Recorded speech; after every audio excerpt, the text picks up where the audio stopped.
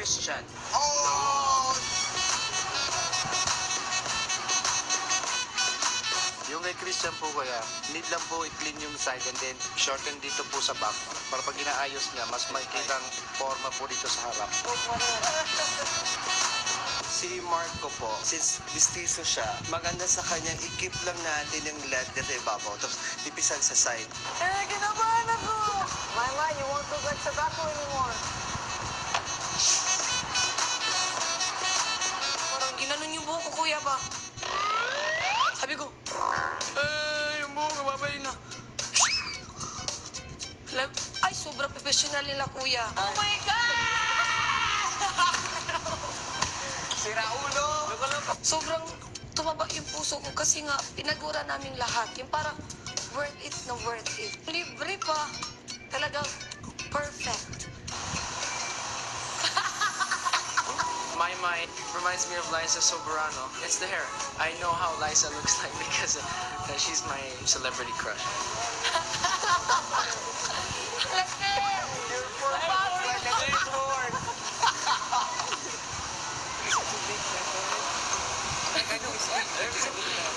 It's not that bad. Not that bad? Yes. Seryoso, it's a look good workout. You're like a little bit Kirian. Enrique.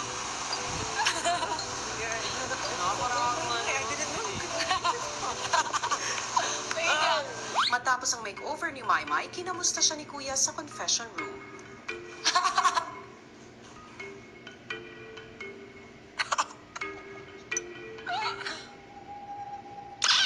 Magandang gabi. Magandang gabi po sa inyo. Si Maymay ang pinatawag ko.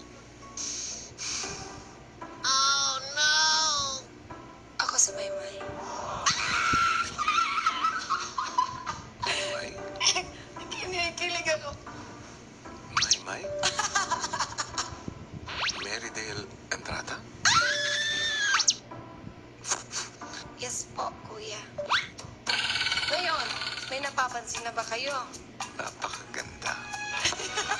May ano po? Talagang maganda.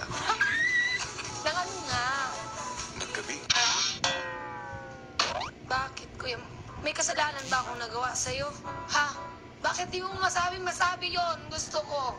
Dilag na maganda. Sino po? Katulad mo.